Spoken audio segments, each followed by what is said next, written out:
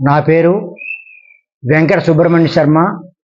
శ్రీ దుర్గా గాయత్రి సర్వదేవత శక్తిపీఠం వ్యవస్థాపకులు.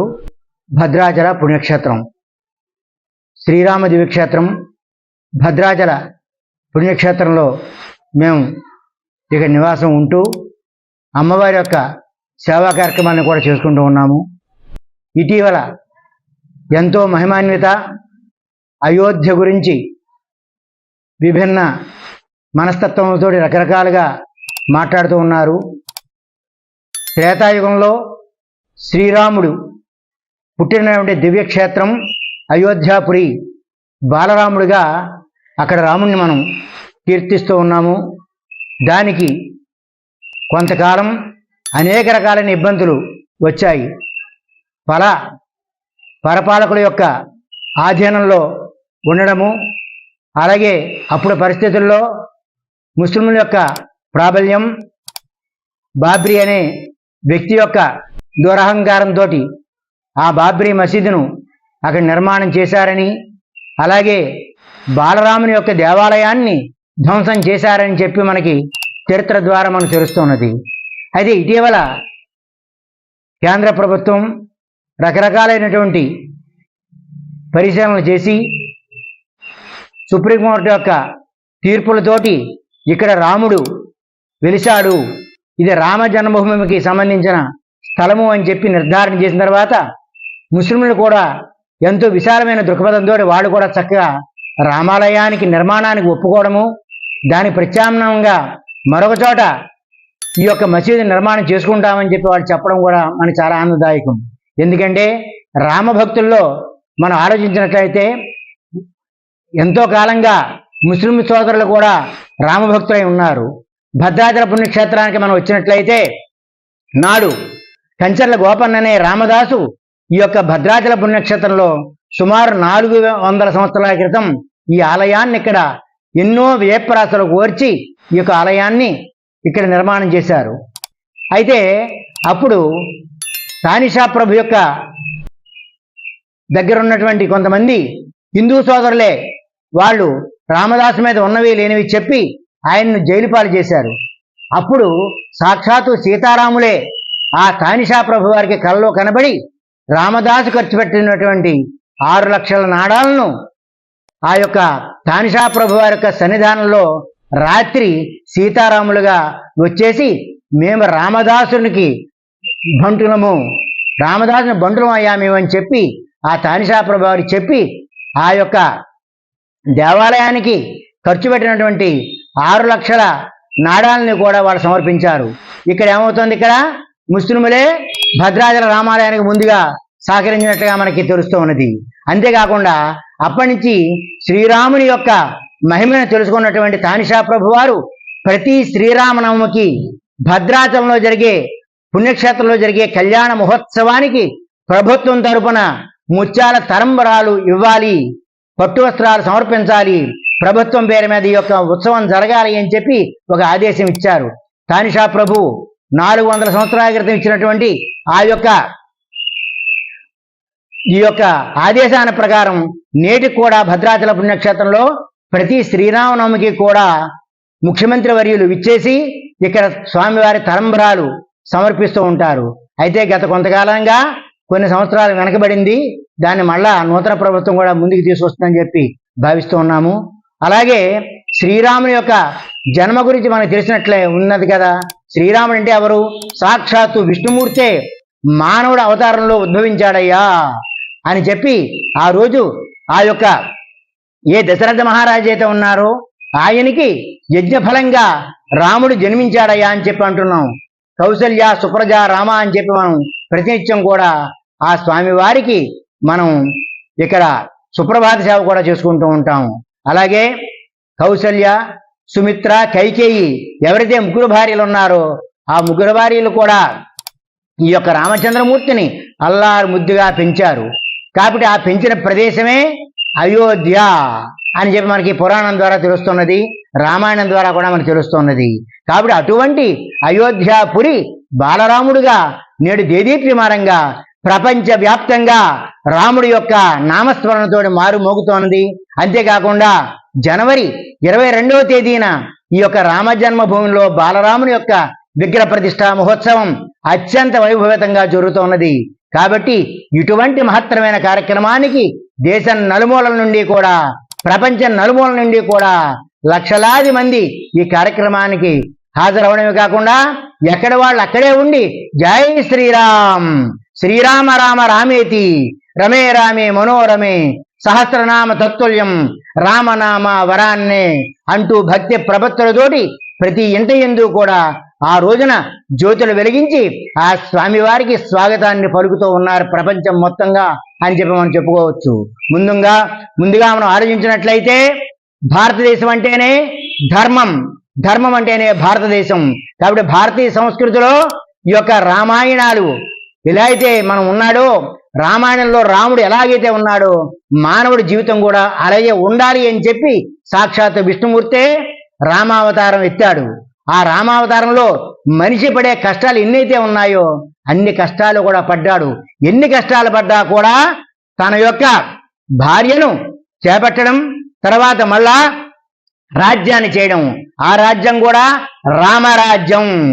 నేటికి వేలాది లక్షలాది సంవత్సరాలు రామరాజ్యం అయినప్పటికీ కూడా నేటికి కూడా మంచిగా ఏదైనా ఒక పరిపాలన కనుక ఉన్నట్లయితే దాన్ని మన రామరాజ్యం అని పోలుస్తూ ఉంటారు పెద్దలు.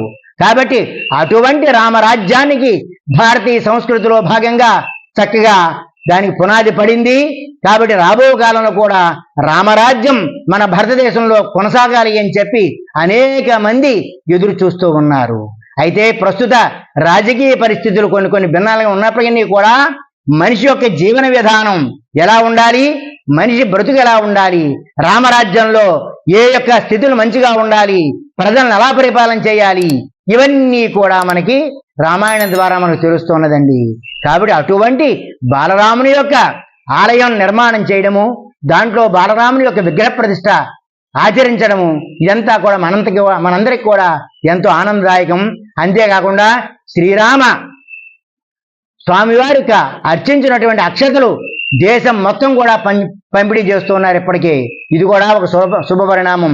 ప్రతి ఒక్కళ్ళు కూడా కోట్లాదిగా శ్రీరామ రామ రామేతి, రమే రామే మనోరమే, సహస్రనామ తత్తుల్యం, రామనామ వరాననే అంటూ ప్రార్థన చేయడమే కాకుండా జై శ్రీరామ్, జై శ్రీరామ్, జై శ్రీరామ్ అంటూ శ్రీరామ జయ రామ, జయ జయ రామ అంటూ కూడా కీర్తించినట్లయితే చాలా విశేషమైన ఫలితం ఉంటుంది. కాబట్టి మనకి రామరాజ్యం కూడా దగ్గరగా వస్తుంది అని చెప్పి దీన్ని మనం ఎంతో భావన చేయవచ్చు.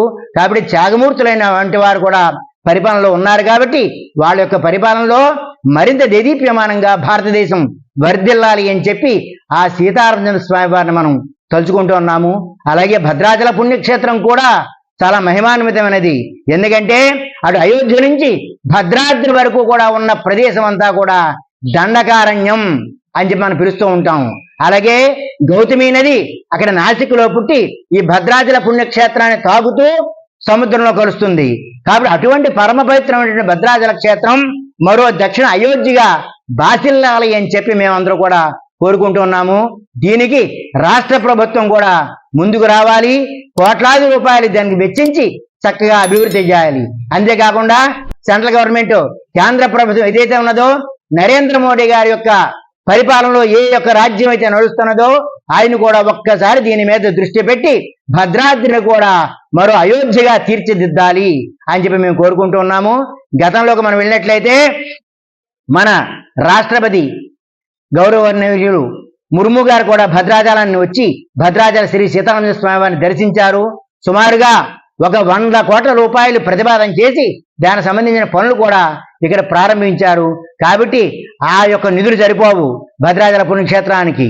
కాబట్టి 1000 కోట్ల నుంచి 10,000 కోట్ల వరకు ఖర్చు పెట్టినట్లయితే భద్రాచలం మరో అయోధ్యగా తీర్చిదిద్దే అవకాశం ఉన్నది. కాబట్టి కేంద్ర ప్రభుత్వం కూడా చక్కగా స్పందించి భద్రాచల పుణ్యక్షేత్రానికి రైలు మార్గం ఏర్పాటు చేయాలి ముఖ్యంగా. ఎందుకంటే రైలు మార్గం కనుక ఉన్నట్లయితే అనేక ప్రాంతాల నుంచి భద్రాచల పుణ్యక్షేత్రం వచ్చే అవకాశం ఉంటుంది. కాబట్టి దీన్ని కూడా రామాయణ సర్క్యూట్లో ఉంది. కాబట్టి ఈ భద్రాచల పుణ్యక్షేత్రాన్ని కూడా మరింత దేదీప్యమానంగా అభివృద్ధి చేయాలని చెప్పి కోరుకుంటున్నాము. అలాగే ప్రతి రామభక్తుడు కూడా రామనామంతో చక్కగా దేదీప్యమానంగా తమ జీవితాలని జరుపుకోవాలి, కొనసాగించుకోవాలి అని చెప్పి రాముడిగా బ్రతకాలి, రాముడిగా రాజ్యం పరిపాలన చేయాలి అనే భావన ప్రతి హిందువు, ప్రతి మానవుడు కనుక చేసినట్లయితే చక్కగా మన యొక్క జన్మకు సార్థకత ఏర్పడుతుంది. ఎందుకంటే రామాయణ కాలానికి ప్రస్తుత కాలానికి మనం ఒక్కసారి కనుక అవగాహన చేసుకున్నట్లయితే వేలాది సంవత్సరాలు మానవుడు బ్రతికాడు అని చెప్పి మనం చెప్పుకుంటూ ఉన్నాం. మన ఆయుష్ 120 సంవత్సరాలు, 120 కూడా మనం బ్రతకలేకపోతున్నాం. 60 70 వస్తే చాలా కష్టంగా ఉన్నది జీవితం. కాబట్టి దీనికి సంబంధించినటువంటి ఆధ్యాత్మం పెంపొందించుకోవాలి, అంతేకాకుండా మంచిని పెంపొందించుకోవాలి. పరోపకార నిమిత్తమై మన శరీరం ఎప్పుడూ కూడా పరితపిస్తూ ఉండాలయ్యా అని చెప్పి మనకి చెబుతూ ఉన్నారు. ధర్మో రక్షతి రక్షిత, ధర్మాన్ని నువ్వు కాపాడవయ్యా, ధర్మం నిన్ను కాపాడుతుందయ్యా, గోవుల్ని పూజించవయ్యా, గోవుల్ని రక్షించవయ్యా, విశ్వశాంతికి నీవు ఎప్పుడు కూడా ముందు ఉండవయ్యా అని చెప్పి భారతీయ సంస్కృతి మనకి చెబుతూ ఉన్నది. ఈ సందర్భంగా ముస్లిం సోదరులు కూడా ముందుకు వచ్చి భద్రాచలాన్ని కూడా ప్రతి సంవత్సరం కూడా వేలాది మంది ముస్లింలు వచ్చి రాముని కూడా దర్శిస్తూ ఉంటారు. దానికి సాకారణంగా ఒక హిందూ పురాణానికి సంబంధించినటువంటి ఒక ముస్లిం కుటుంబం ప్రతి సంవత్సరం 2 సార్లు వస్తారు. వాళ్ళు విచిత్రంగా, ఎందుకంటే ప్రతి 6 నెలలకి కుటుంబం మొత్తం వస్తారు. అంటే సుమారుగా 20 మందో 50 మందో ఒకేసారి వచ్చి భద్రాచల రాముని దర్శనం చేసి తర్వాత మా అమ్మవారిని గాయత్రి మాతను, రాముడు పూజించినటువంటి ఆ గాయత్రి మాతను, విశ్వామిత్రుడి యొక్క శక్తిని ఇచ్చినటువంటి ఆ గాయత్రి మాతను వాళ్ళందరూ కూడా వచ్చి పూజ చేసి చక్కగా దీపాలు పెడతారు ఇక్కడ మొత్తం ఆలయం అంతా కూడా. కాబట్టి భద్రాచల పుణ్యక్షేత్రం కూడా ముస్లిం సోదరులు కూడా ఎంతో దేదీప్యమానంగా వాళ్ళు కూడా రాముల వారి సేవ చేసుకుంటూ ఉన్నారు. కాబట్టి ఇక్కడ ముస్లింసు లేక హిందువులు అనే భావం చేయకుండా ప్రతి ఒక్కరు కూడా రామభక్తితో ఉండాలి అని చెప్పి రాముని రాజ్యం కోసం ప్రతి ఒక్కరు కూడా పరితపించాలి అని చెప్పి కోరుకుంటూ ఉన్నాము. భద్రాచల పుణ్యక్షేత్రాన్ని మరింత అభివృద్ధి చేయాలని చెప్పి కోరుకుంటూ ఉన్నాం. చతుస్సాగర పర్యంతం గోబ్రాహ్మణేభ్య శుభం భవతు, లోకాః సమస్తాః సుఖినో భవంతు, సర్వస్యార్థ్యై సర్వస్థజిత్యై సర్వభేవతేనాప్నోతి సర్వం జయతి. జై పరాశక్తి. విశ్వ కళ్యాణమస్తు, లోక కళ్యాణమస్తు, విశ్వశాంతిరస్తు. జై శ్రీరామ్.